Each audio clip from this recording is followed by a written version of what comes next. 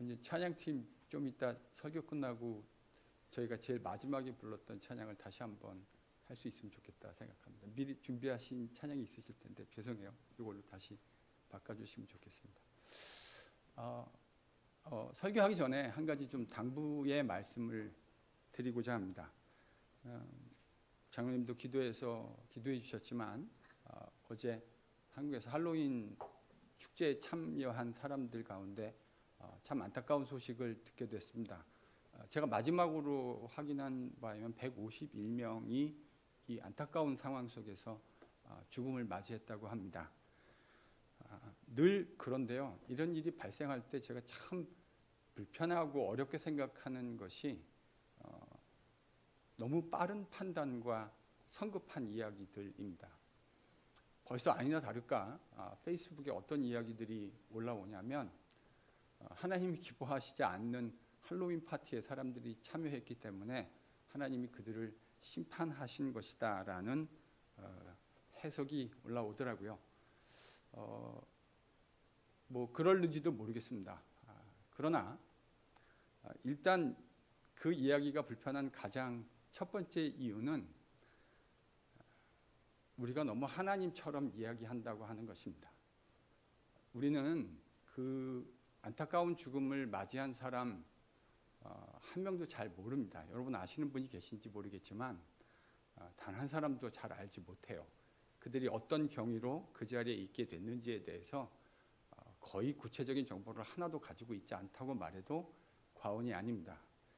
이런 상황 속에서 충분한 정보를 가지고 있지 않음에도 불구하고 어떤 가치 판단을 내린다고 하는 것이 전 참 어리석은 일이라고 생각하고 그리고 그것이 마치 하나님처럼 말하고 생각하는 것이라는 생각을 하지 않을 수 없습니다. 이 상황에서 기독교인들이 해야 할 것은 장로님 기도하신 대로 유가족들, 여러분 한번 상상해 보십시오. 상당수의 피해자들이 10대 후반에서 20대 초반, 중반의 젊은 사람들이거든요. 그 생때 같은 아이들을 잃어버렸을 부모의 마음을 헤아리면 좋겠고요. 교회는 이럴 때 성급한 판단을 내리기에 앞서서 그들과 함께 옆에 가능하다면 있어주고 그들과 함께 울어줄 수 있다면 울어주고 또 그들을 도울 수 있는 일이 무엇인가 성숙하게 생각할 수 있는 저와 여러분이 될 수 있기를 소망합니다. 같이 당부의 말씀을 좀 드리고 싶었어요. 사실 이런 일이 일어날 때마다 꼭 이런 생각들을 하게 되는데 제가 항상 좀 조심하는 편입니다. 제 의견을 얘기하는 것도. 그러나 목사로서 이런 상황에 대한 기독교적 생각 또 행동이 어떤 것인가를 여러분들과 좀 나누고 싶은 마음에 이야기를 드렸습니다. 오늘 설교 제목이 주볼 보시면 어떻게 되어 있습니까? 하나님 하고 뒤에 뭐가 있죠? 점점점 땡땡땡이 붙어 있습니다. 제가 사실은 설교 제목을 항상 가장 마지막에 달게 돼요. 근데 이 땡땡땡 사실은 하나님도 중요한데요. 말하지 않고 남겨진 빈 공간, 여백 안에서 또 여러 이야기들이 사실은 담겨져 있는 것이죠. 말로 다 설명할 수 없는 그냥 제목을 뭘로 달까 고민했는데 하나님 하고 여백을 가지는 것이 오늘 설교에는 가장 적합하지 않을까 하는 생각이 들어서 그렇게 제목을 달아보았습니다. 제가 지난 주간 뉴저지를 다녀왔습니다. 다녀온 이유는 광고에도 말씀드렸듯이 설교자 학교라고 하는 것을 진행하기 위해서 섬기기 위해서 다녀왔어요. 근데 그 설교자 학교에 이번에 저희가 강사로 모신 분이 김도현 목사님이십니다. 저희 교회에 팬데믹 이전 마지막 사경회를 인도해 주셨던 목사님이셨고요. 그 목사님과 제가 이번 주 내내 같은 호텔방에서 머물게 됐습니다. 그래서 설교자 학교를 진행하고 돌아와서도 함께 여러 이야기들을 나눌 수 있는 그런 교제 시간이 있었는데 참 여러 이야기들을 같이 들을 수 있었습니다. 그 중에 하나가 뭐냐면 목사님 아들에 대한 이야기예요. 여러분 쿠얼스 패밀리를 아십니까? 미국에? 아, 맞아요. 그 맥주 만드는 그 컴퍼니입니다. 쿠얼스. 이제 그분들의 라스트 네임이 쿠얼스인데요. 이 목사님이, 김도현 목사님이 쿠얼스 패밀리랑 사돈을 맺으실 뻔하셨더라고요. 사돈을 맺었다고 하지 않았고요. 사돈을 맺으실 뻔하셨다. 그 이야기를 저한테 해주셨는데, 목사님의 장남이 그 쿠얼스 패밀리의 딸과 교제를 했더라고요. 그래서 그 교제했던 과정에서 있었던 이야기를 참 드라마틱한 이야기를 한편 듣게 됐는데, 여러분 이 쿠얼스 패밀리가 미국에서 그래도 꽤 영향력 있고 유명한 패밀리입니다. 그들에게는 4명의 친자녀가 있는데 6명의 자녀를 입양해서 총 10명의 자녀를 두게 됐어요. 근데 그 중에 이제 한 명과 이 목사님의 장남이 교제를 한 것이죠. 근데 뭐가 특별하냐 이렇게 생각하실 수 있을 것 같은데, 그 4명의 친자녀가 있는데 6명의 자녀들을 더 입양해서 10명의 자녀를 가지게 됐는데요. 그 6명의 자녀들이 일반적인 사람들이 아닙니다. 각 백인인데요. 콜스웨이는 백인인데 에이시안, 아프리칸 아메리칸, 히스패닉 각 다양한 인종으로부터 아이들을 입양했고요. 더 놀라운 건 그런 생각을, 에트닉 그룹을 넘어서는 생각을 했다는 것도 참 놀라운데, 그 입양된 아이들이 다 장애인이라는 거예요. 그래서 목사님이 장남이 이제 쿠얼스 패밀리의 여자 아이를 데리고 온다고 해서 그러니까 미래의 며느리가 될 수 있는 이 자매를 봤는데, 이 자매는 어떤 장애를 가지고 있냐면 발목 이하가 절단되어져 있는, 그래서 의족을 착용하고 걸어야 하는 자매였던 것이죠. 육체적 장애만이 아니라, 육체적 장애를 가지고 있는 아이를 입양하는 것도 참 힘든데 정신적 장애를 가지고 있는 아이도 입양했다고 하는 놀라운 이야기를 들었습니다. 이렇게 우리가 일반적으로 가지고 있는 상식을 뛰어넘는 이야기를 들을 때 우리는 참 놀라게 됩니다. 오늘 본문에 우리의 상식과 감정을 뛰어넘는 놀라운 이야기 한 편이 기록되어져 있습니다. 여러분과 함께 묵상해 보고자 합니다. 우린 지난주 사무엘의 아들들이 행한 악행을 경험한 이스라엘 백성들이 사무엘을 찾아가서 왕을 요구했다 하는 이야기를 묵상했습니다. 이 대목에서 이스라엘은 인간 왕, 즉 인간 지도자를 요구했습니다. 그러나 저는 이스라엘이 인간 왕, 즉 인간 지도자를 요구했다는 것 자체가 문제는 아니라고 말씀드렸습니다. 왜냐하면 이스라엘에는 이미 사사라고 하는 인간 지도자를 지난 300년 동안 가지고 있었기 때문입니다. 하나님 당신께서 이스라엘을 통치하시는 방식으로 인간 지도자인 사사를 세워서 통치하셨던 것이죠. 그러니까 왕을 요구하는 이스라엘의 문제의 본질은 인간 리더를 세우는 것이 아닙니다. 인간 리더 세우는 것 자체가 문제가 아니라 그들이 왕을 요구하는 것에 있어서의 근본적인 문제는 하나님을 버렸다고 하는 것. 그 인간 왕을 요구하는 것의 요구 자체가 하나님을 버렸다라는 데 문제가 있다고 하나님이 직접 말씀해 주셨습니다. 문제의 본질을 꿰뚫어 보시는 하나님께서 이스라엘의 요구가 근본적으로 하나님을 버린 것, 여기에 문제가 있다고 판단하신 것이죠. 이게 문제의 본질입니다. 인간 지도자와 하나님의 왕권은 양립 불가능한 것이 아니에요. 진정한 문제는 그들이 하나님의 왕권을 믿지 못했다는 데 있습니다.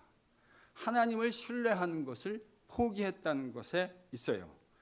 왕의 요구 이면에는 하나님을 신뢰하지 않는, 눈에 보이지 않는 하나님을 신뢰하지 못하는 뿌리 깊은 인간의 죄성이 존재하고 있었던 겁니다. 여러분, 이게 왕을 요구하는 이스라엘의 문제의 본질입니다.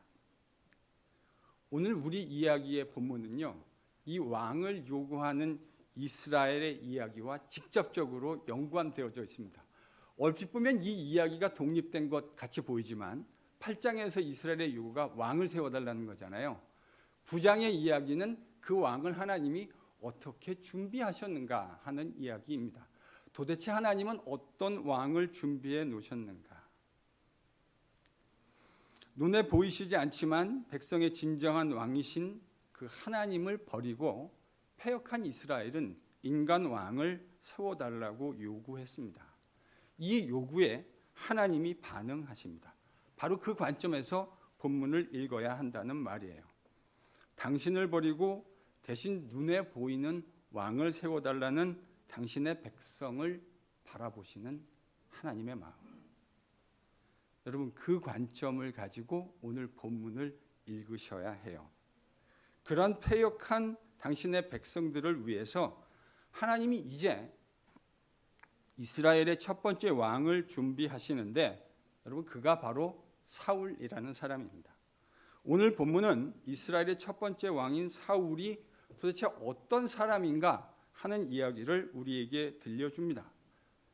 달리 표현하면요, 이런 패역한 하나님의 백성들 이스라엘을 위해서 하나님은 도대체 어떤 왕을 준비하셨는가? 여러분, 그런 관점에서 본문을 읽으셔야 합니다. 첫 번째로 성경이 우리에게 보여주는 사울에 대한 정보는 그의 가문에 대한 이야기입니다. 우리도 그렇죠? 어떤 사람이 어떤 사람인가를 알기 위해서 그의 출신을 보게 되는데, 본문 1절, 2절이 우리에게 그 이야기를 해주고 있습니다. 여러분, 1절과 2절을 함께 다시 읽겠습니다. 같이 읽죠. 시작. 베냐민 지파에 기스라 이름하는 유력한 사람이 있으니 그는 아비엘의 아들이요 스롤의 손자요 베고라스의 증손이요 아비야의 현손이며 베냐민 사람이더라. 기스에게 아들이 있으니 그의 이름은 사울이요 준수한 소년이라. 이스라엘 자손 중에 그보다 더 준수한 자가 없고 키는 모든 백성보다 어깨 위만큼 더 컸더라. 여러분, 지금 사무엘상 성경이 우리에게 사울이라고 하는 하나님이 준비한 왕이 어떤 사람인가라는 이야기를 해주고 있는데, 한마디로 얘기하면 이 사람이 어떤 사람이라는 거죠? 성경에 나온 표현을 한번 그대로 사용해 보시죠. 준수한 사람. 그러니까 이스라엘의 요구는 패역한 요구였어요. 여러분, 하나님 입장에서 하나님 당신을 버리고 인간 왕을 세워달라고 하는 이 요구가 얼마나 패역한 요구입니까? 그런데 하나님이 준비한 사람은 어떤 사람이었죠? 준수한 사람이었습니다. 그러니까 외모에 있어서도 준수한 사람이었어요. 제가 목회자를 청빙하는데 목회자가 가지고 있는 외모가 되게 중요하다는 이야기를 들었거든요. 저는 그게 지금도 왜 중요해야 되는지 그다지 설득이 잘 되지는 않는데 그게 중요하대요. 그런 관점에서 봐도 사울은 어떤 사람이었냐면 준수한 사람이었어요. 하나님이 준수한 사람을 준비시켰습니다. 근데 저는 이제 그것도 중요하지만 사실 사무엘상 9장이 던지려는 보다 근본적인 인포메이션은 이 사울이 어디 지파 출신이냐라는 거예요. 자, 본문을 보면 어디 지파라고 기록되어 있습니까? 베냐민이요. 여러분, 이 사울이 베냐민 지파라고 하는 건 매우 중요한 정보를 담고 있습니다. 왜냐하면 베냐민 지파가 사울 당시 그렇게 유력하거나 강력한 지파가 아니었기 때문입니다. 왜 강력한 지파가 아니었나 하는 것은 사사기 끝자락을 여러분이 묵상해 보시면 알 수 있어요. 사사기 마지막에 이스라엘의 일종의 내란이 일어납니다. 이스라엘 지파들끼리 전쟁했는데 그 지파의 전쟁의 핵심은 뭐냐면 베냐민 지파를 말살하기였습니다. 그래서 사울 당시에 베냐민 지파의 많은 남자들이 전쟁을 통해 내란에서 죽임을 당했어요. 그래서 베냐민 지파는 이스라엘 12지파 가운데 가장 미약한 지파가 됐습니다. 이스라엘에서 가장 영향력 있는 지파라고 얘기한다면 북쪽에서는 에브라임 지파였고요. 남쪽에서는 말할 것도 없이 유다 지파입니다. 그러니까 이스라엘의 전체 12지파를 봤을 때 가장 영향력 있는 북쪽의 에브라임 지파 출신도 아니고 가장 강력한 지파를 형성했던 유다 지파 출신도 아니에요. 하나님이 예비하신 이스라엘의 첫 번째 왕 사울은 가장 미약한 베냐민 지파 출신이었다는 말입니다. 여러분 그렇잖아요. 지금 이 왕을 세우려고 하는 이스라엘의 근본적인 동기가 자신들도 강력한 왕권을 가지겠다는 거 아닙니까? 그럼 강력한 왕권을 가지려면 그 강력한 왕권을 서포트해 줄 수 있는 강력한 지파를 갖는다고 하는 건 상식적인 판단일 거예요. 그런데 하나님은 강력하고 영향력 있는 지파에서 왕을 준비하신 게 아니고요. 이스라엘 지파 가운데 그 당시 가장 미약했었던 베냐민 지파에서 왕을 준비해 놓으셨어요. 여러분, 하나님이 이렇게 하신 이유가 뭘까요? 이스라엘 왕에게 필요한 건 강력한 힘이 아니었기 때문입니다. 하나님이 세우실 하나님의 백성의 왕, 인간 통치자에게 요구되어지는 건 그가 강력한 힘을 가지고 있느냐가 아니라는 말입니다. 도리어 그가 강력한 힘을 가지고 있는 것이 하나님의 백성의 왕이 되는 데 있어서 도리어 방해가 될 수 있어요. 여러분, 하나님 백성 가운데 연약함을 가지고 있는 사람이 하나님을 더 잘 의지하고 의뢰할 수 있는 법입니다. 자기가 하나님을 굳이 찾지 않아도 잘 살 수 있다고 생각하는 사람일수록 하나님을 의지하는데 서툴고 찾아야 할 이유도 느끼지 못하게 되는 것이죠.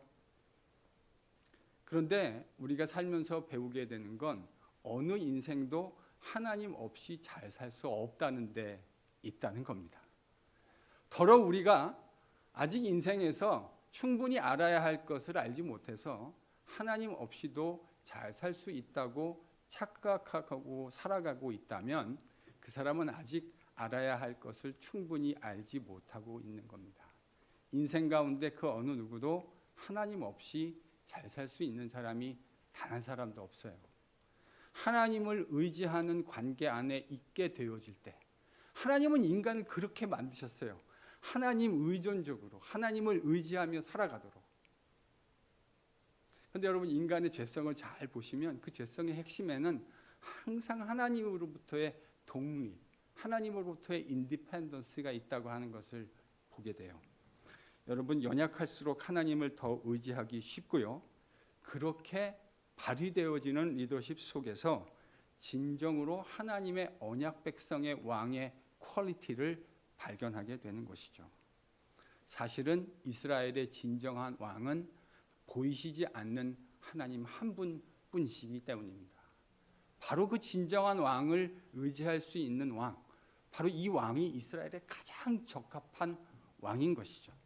하나님은 바로 그 이유 때문에 가장 연약한, 유력하고 힘이 있는 지파가 아닌 가장 연약한 지파에서 왕을 준비하셨던 것이 아닌가, 저는 그렇게 묵상하게 됩니다.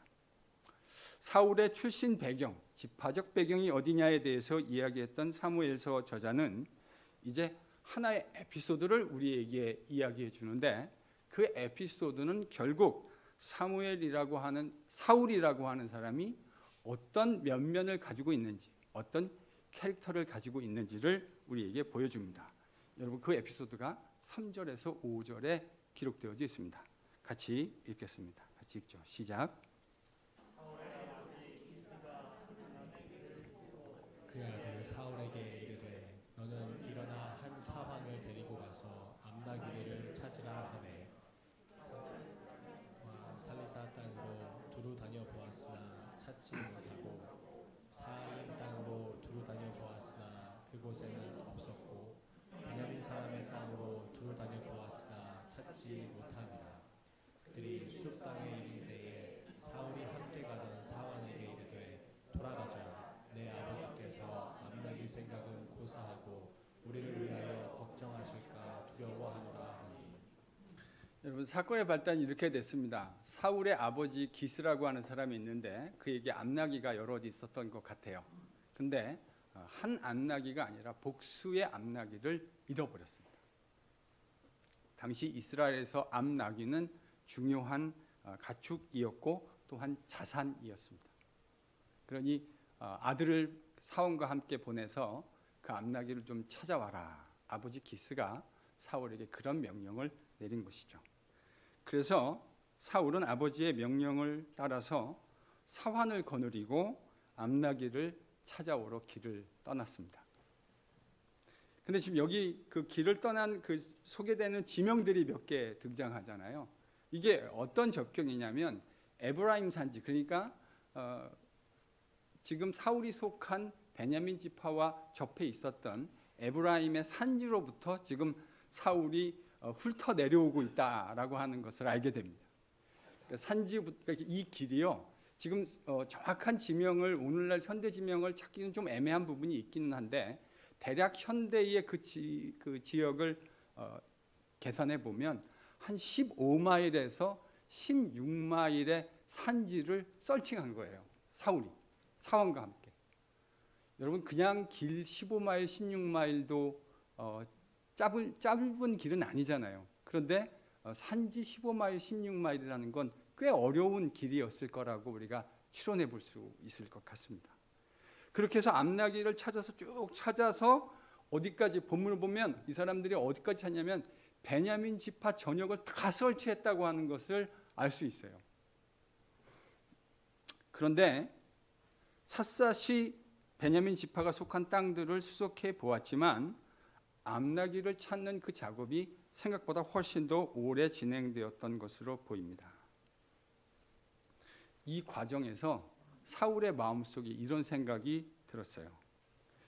아니 이거 암나귀는 고사하고 자신들의 수색 작업이 훨씬 더 길어지니까 암나귀가 처음에 중요해서 아버지가 보냈는데 돌아와야 아들이 암나귀와 함께 돌아오지 않으니 아버지가 암나귀는 고사하고 아들에게 무슨 병고가 생기지 않았을까 걱정할 수 있겠다고 사울이 생각하기에 이른 겁니다. 그래서 이제 자기 종에게 돌아가자. 암나귀는 고사하고 아버지가 우리 걱정하느라고 노심초사하실 수 있으니 우리 이제 돌아가자. 이렇게 이야기한 겁니다.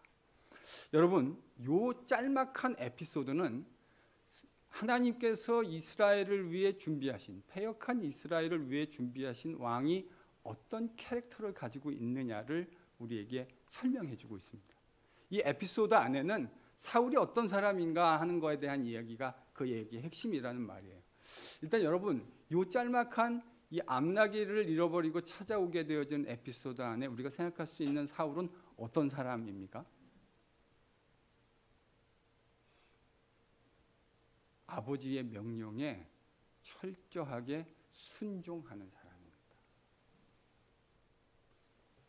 아버지가 지금 내리신 이 명이 있어요. 근데 사울은 아버지가 내리신 명에 그러니까 half-heartedly 반신반의하고 혹은 가긴 가야 되겠는데 마음은 가기 싫고 이런 캐릭터가 아니고요. 지금 이 서치 과정을 보면 사울은 아버지가 내린 명령에 대해서 전심으로 순종하는 아들이었다는 사실을 발견하게 됩니다.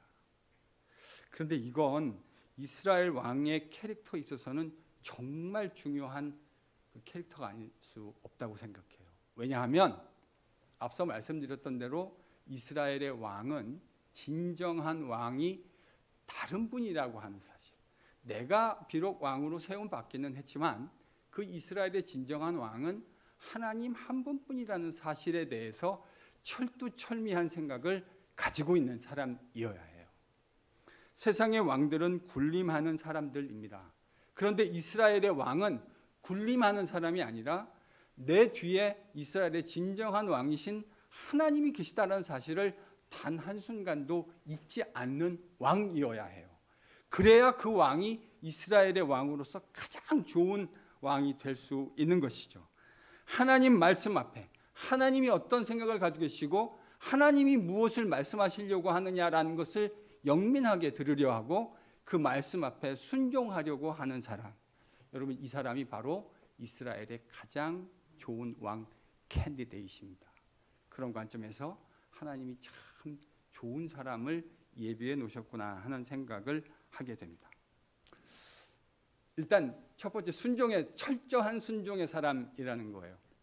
그런데요, 사울이 철저한 순종의 사람이긴 했지만 기계적인 순종의 사람은 아니었어요. 다시 한번 제가 프레이즈를 반복합니다.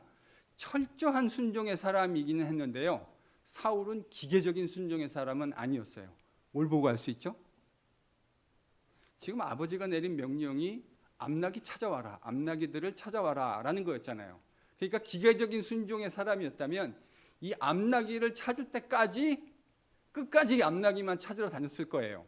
그런데 사울은 지금 어떤 판단을 내렸냐면 이 암나기를 찾는 것이 아버지가 내린 중요한 명령이라는 걸 잘 알고 있지만 상식적으로 떠날 때 음식도 가지고 나왔을 것이고 그 음식이 버틸 수 있는 특정한 제한된 기간이 있을 텐데 그걸 넘어서면 당연히 부모로서 걱정하게 되지 않겠습니까? 지금 상황이 꼭 그런 상황이 됐다라고 판단한 것이죠. 그래서 나귀는 고사하고 보내놓은 아들 잃어버릴까 아버지가 노심초사하게 되었으니 자, 돌아가자 이렇게 이야기한 겁니다. 그러니까요, 기계적인 순종의 사람이 아니에요. 어떤 사람이냐면 자기에게 명령을 내린 아버지에 대해서 사려 깊게 공감하며 판단하는 그런 사람이었다고 하는 것이죠. 아버지는 지금 암나기를 갖고 오라고 명령하시긴 하셨지만 더 중요한 건 아버지에게 암나기가 아니라 나라고 하는 사실을 사울은 너무나 잘 알고 있었던 것이죠. 그래서 돌아가자고 이야기한 겁니다. 그는 아버지의 말씀에 순종하는 과정 속에서도 기계적으로 순종한 것이 아니고요, 아버지의 마음을 헤아릴 수 있는 공감의 사람이었습니다. 바로 이게 이스라엘의 첫 번째 왕으로 하나님이 준비해 놓으신 사울의 캐릭터입니다. 어떤 생각이 드세요? 하나님이 이스라엘 왕으로 참 괜찮은 사람을 준비해 놓으셨구나 하는 생각을 하게 됩니다. 이 에피소드에 관련해서 우리는 사울의 캐릭터에 대해서 또 한 가지 매우 중요한 정보를 가지게 되는데 그것이 6절에서 8절까지 기록되어 있습니다. 여러분, 근데 6절만 읽죠. 우리 6절만 같이 한번 읽어보겠습니다. 같이 읽죠. 시작. 이 성읍에 하나님의 사람이 있는데 존경을 받는 사람이다. 그가 말하는 것은 반드시 다 응하나니 그리로 가사이다. 그가 혹 우리가 갈 길을 가르쳐 줄까 하나이다 하는지라. 지금 사울이요, 아버지 걱정해서 이 나귀는 고사하고 아버지에게 빨리 돌아가서 내가 멀쩡히 잘 있다고 하는 걸 알려드려야 되겠다, 이렇게 매우 적절한 판단을 하고 있는데 그때 함께 동행했던 종이 등장합니다. 이 종이 뭐라 그러냐면 지금 이곳에 이 성읍에 하나님의 사람이 있다라는 거예요. 이 하나님의 사람은 말할 것도 없이 사무엘입니다. 사무엘이 거하고 있는 이 라마 땅에 우리가 들어왔으니 그 사무엘을 찾아가서 중요한 판단에 중요한 순간에 그 사무엘 선지자를 통해서 나귀가 어디 있는지를 찾아보면 어떻겠습니까? 라고 하는 제안을 종이 한 것이죠. 여러분, 지금 상황이 어떤 상황이냐면 아버지에게로 빨리 돌아가는 것이 좋겠다고 매우 적절하게 판단한 거잖아요. 근데 지금 이 판단 속에 사울이 놓치고 있는 게 있어요. 그건 뭐냐면 자기가 지금 이스라엘의 매우 중요한 선지자인 사무엘이 사는 도시까지 왔다고 하는 사실을 그는 놓치고 있었어요. 근데 바로 옆에 있었던 사환이, 종이 주인 아들에게 지금 이곳에 사무엘이 있습니다. 사무엘에게 가서 하나님이 어떻게 인도해 주신지를 물어본 것이 좋지 않겠습니까? 라고 하는 매우 적절한 제안을 한 것이죠. 여러분 어떠세요? 이 제안이 황당무계한 제안입니까? 아니면 적절한 제안입니까? 매우 적절한 제안입니다. 결국 이 적절한 제안에 사울이 경청한 것의 결과로 그는 사무엘을 만나게 됩니다. 사실은 그의 입장에서는 우연한 만남이었다고 생각할 수 있겠지만 사실 이 만남은 운명적인 만남이 됩니다. 왜 그렇죠? 이 만남으로 인해서 사울은 이제 이스라엘의 첫 번째 왕으로 세움을 받기 때문에 그래요. 저는 이 에피소드를 통해서 사울이 가지고 있는 또 하나의 캐릭터를 보게 되는데, 그것은 그가 자신의 종의 이야기에도 경청할 수 있는 경청의 사람이라고 하는 사실을 깨닫게 됩니다.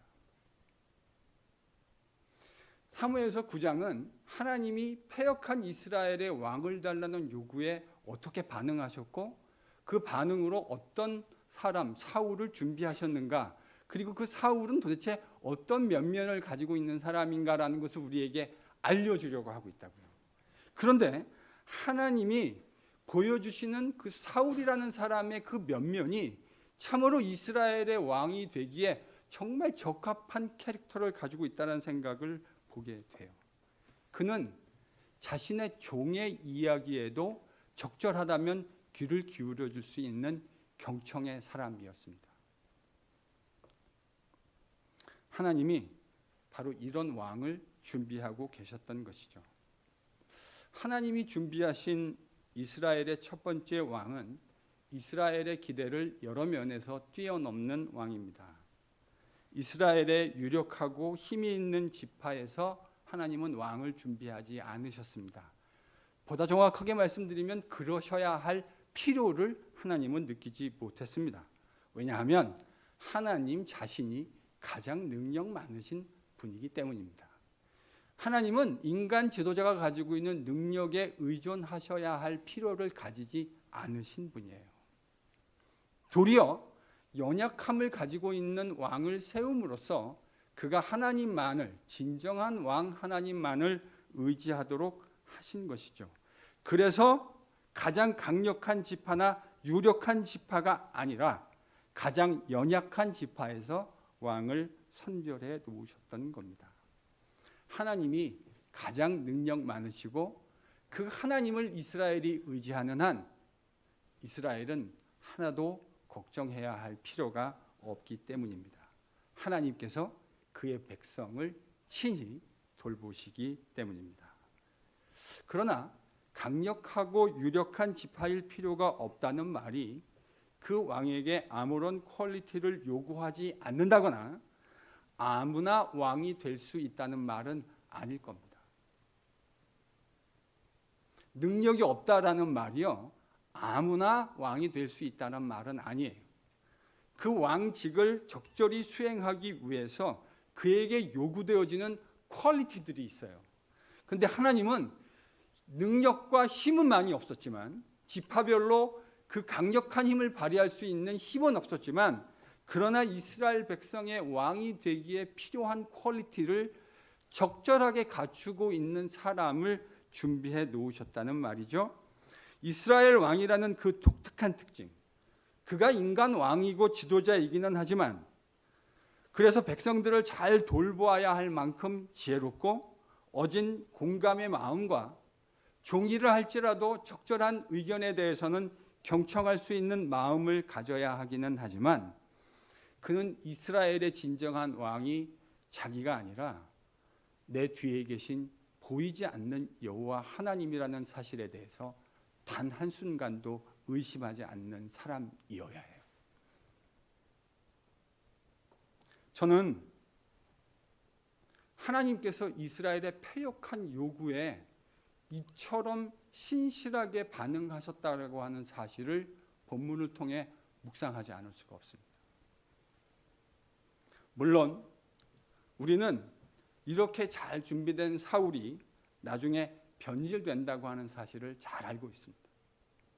그건 그것대로 인정해야 된다고 생각해요. 사울은 분명히 변질됩니다. 다음에도 보겠지만요, 참 겸손한 사람이었어요. 근데 그가 그 겸손함을 잃어버립니다. 그러나 왕이 되기 이전 사울은 정말로 어떤 의미에서 하나님의 언약 백성인 이스라엘의 왕이 되기에 너무나도 적절한 캐릭터를 가지고 있는 사람이라는 생각을 하게 됩니다. 저는 오늘 본문의 에피소드를 통해서 하나님이 얼마나 신실하신 분인가 하는 생각을 묵상하지 않을 수가 없어요. 도대체 이분이 얼마나 신실하신 분인가? 여러분 지금 이 사울을 준비하는 이야기 앞에 등장하는 이야기는 패역한 이스라엘이 하나님을 버리는 이야기입니다. 자기를 버린 이스라엘 백성에게 하나님은 이렇게 신실한 왕을, 이렇게 여러모로 잘 준비된 캐릭터의 왕을 준비해 놓으셨다고요. 여러분 우리의 좁은 소변과 그 좁은 생각이면 이런 생각이 들어야 되는 것 탓 아닙니까? 하나님을 버린 이런 패역한 이스라엘, 이게 뭐가 예쁘다 생각할 수 있겠지만 신실하신 우리 아버지 하나님은 패역한 이스라엘에게 줄 수 있는 가장 좋은 왕을 준비해 놓으셨던 것이죠. 이런 패역한 인간들에게 이런 놀라운 준비를 하셨다는 사실 앞에서 하나님의 캐릭터를 묵상하지 않을 수가 없습니다. 우리 같은 좁은 밴댕이 같은 마음으로는 도무지 담아내고 이해할 수 없는 하나님의 마음입니다. 자기를 배신한, 자신을 반역한, 하나님 없어도 된다고, 하나님 버린 거라고 하나님이 이해하고 계시잖아요. 8장에 보면 왕을 요구하는 것의 의미를 하나님은 저들이 나를 버린 것이라고 이해하고 계십니다. 그런데 자신을 버린 사람들에게 이런 좋은 왕을 하나님은 준비하고 계시는 것이죠. 물론 사무엘서가 진행됨에 따라 우리는 궁극적으로 인간의 왕이 완벽할 수 없다라는 진리 앞에 서게 됩니다. 이렇게 신실한 왕을 준비해 놓으셨는데 겸손하고 백성을 헤아릴 줄 알고 공감할 수 있고 종의 말에도 귀를 기울일 수 있는 경청의 사람이었던 사울이 변합니다. 그는 그래서 변질되어져 갔습니다. 그 결과로 하나님은 또 다른 왕을 준비하셨습니다. 그 사람이 바로 다윗입니다. 다윗은 성경이 그에게 지어준 별명대로 하나님의 마음에 합한 왕이었습니다. 하나님의 마음에 합한 사람이었다고요. The man after God's heart. 하나님의 마음에 합당한 사람을 하나님이 준비시켜 놓았는데 여러분 이 다윗은 어떻게 되었습니까? 그도 역시 시간이 지나면서 변질되어져 갔습니다. 자신의 욕정을 위해서 그렇게 충성스러운 자신의 신하의 아내를 빼앗았습니다. 자신의 욕정 때문에 그렇게 신실한 자신의 신하의 아내를 빼앗았어요. 그 아내 자신이 범한 이 추악한 범죄를 커버업하기 위해서 그는 그 충실한 신하를 전쟁터에 내몰아서 죽게 만들었습니다. 여러분 이건 전쟁터에서 우리가 일반적으로 경험하는 전사가 아닙니다. 이건 철저하게 계획되고 고안되어진 premeditated 살인입니다. 다윗은 분명히 우리아를 죽이려는 의도를 가지고 있었어요. 그리고 그것을 계획대로 실천한 겁니다. 여러분 이게 바로 어떤 사람이든지 그 사람이 아무리 훌륭하다 하더라도 결국 인간 왕이 보여줄 수밖에 없는 저는 연약함의 가장 대표적인 모습이라고 생각해요. 아무리 그가 신실한 사람이고 하나님 마음에 합한 사람이다 하더라도 그는 지속적으로 계속적으로 영원히 신실할 수 없습니다. 바로 이게 인간 리더가 가지고 있는 약점이에요. 그래서 인간 리더가 아무리 훌륭해 보여도 그 사람을 너무 우상화하는 건 저는 근본적으로 신학적으로 바르지 못하고 생각해요. 그는 우리와 똑같은 연약함을 가지고 있는 동료 죄인일 뿐입니다. 바로 그것이 인간 왕의 한계인 것이죠. 바로 그래서 하나님은 궁극적으로 실패할 수 있는 인간 왕을 대신해서 우리에게 영원한 왕이신 그리스도를 허락하신 겁니다. 저는 비록 사울과 다윗이 신실함을 가지고 있었지만 그 신실하심을 영원히 간직하고 킵할 수 없는 연약한 인간이었다고 생각해요. 이런 패역한 이스라엘에게 너무 좋은 왕을 준비해 주신 하나님 이야기를 오늘 본문을 통해 묵상하다가 저는 궁극적으로 그들과 마찬가지로 동일하게 패역한 우리에게 너무나도 좋은 왕을 준비해 주신 하나님의 또 다른 이야기를 묵상하지 않을 수가 없었습니다. 하나님은 저와 여러분에게 가장 완벽하고 가장 이타적인 왕, 하나님의 말씀 앞에 철저하게 순종하시면서도 그의 백성을 완벽하게 사랑하며 공감해 주시는 왕을 허락해 주셨습니다. 우리를 왕의 백성 삼는 그 유일한 길이 당신이 십자가의 길을 걸어가야 하는 것이라는 사실을 알았음에도 불구하고 그 십자가의 길을 걷는데 단 한순간도 주저함 없이 걸어가신 우리를 위한 가장 완벽한 왕. 바로 그 길만이 우리를 하나님 백성 삼게 만드신다고 하는 것을 너무 잘 아셨기에 그는 주저함 없이 그 십자가의 길을 걸어가셨습니다. 이 기막힌 왕이 어떤 분인지 성경이 우리에게 너무나 분명하게 보여주었기에 그 왕에 대한 반응이 마땅히 어떠해야 하는지를 우리가 너무 잘 알고 있음에도 불구하고 우리를 사랑하시는 그 왕 앞에 온전하고 아름다운 순종을 지금도 온전히 보여드리지 못하는 이 순간에서조차 단 한 번도 우리의 왕이시기를 포기한 일이 없는 그 완벽한 왕을 하나님은 패역한 우리에게 준비시켜 주셨던 겁니다. 사랑하는 성도 여러분,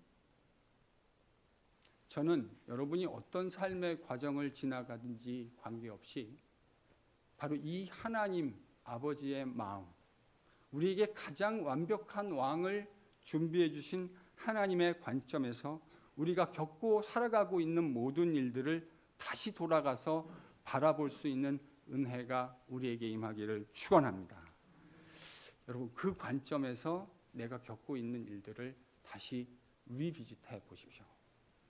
틀림없이 힘들고 어려운 일을 지나가는 사람들이 있습니다. 우리 인생에는 반드시 힘들고 어려운 순간들을 지나가는 모멘텀들이 있어요. 한 사람의 예외 없이 모두가 그럴 겁니다. 바로 그 순간에 이스라엘을 위해서 패역한 이스라엘, 그냥 신실한 이스라엘도 아니고 패역한 이스라엘을 위해서 하나님이 어떤 왕을 준비시켜 놓으셨는가를 생각하시고 그 관점에서 패역한 우리들에게 하나님이 준비하신 영원한 왕 우리 주 예수 그리스도 그 분을 준비시켰다는 관점에서 우리가 겪고 있는 삶의 모든 문제들을 다시 돌아가서 관찰하고 묵상할 수 있는 은혜를 누리시기를 소망합니다. 우리 왕 우리 주 예수 그리스도로 말미암아 우리에게 넉넉히 승리를 주시는 하나님을 신뢰하고 그 하나님의 통치를 그리스도 예수 안에서 받겠다고 이 자리에서 결단하고 결심하실 수 있는 여러분이 되실 수 있기를 축원합니다. 오늘도 우리의 삶과 공동체의 한 폭판에서 왕이신 그리스도의 통치를 이루어 가시는 하나님을 바라보십시다. 그 하나님을 신뢰하고 십자가의 좁은 길, 주님께서 우리 왕이신 주님께서 걸어가신 그 길 우리도 함께 묵묵하게 걸어가겠다 다짐하는 복된 NHPC의 성도들이 되실 수 있기를 간절히 축원합니다. 다 같이 찬양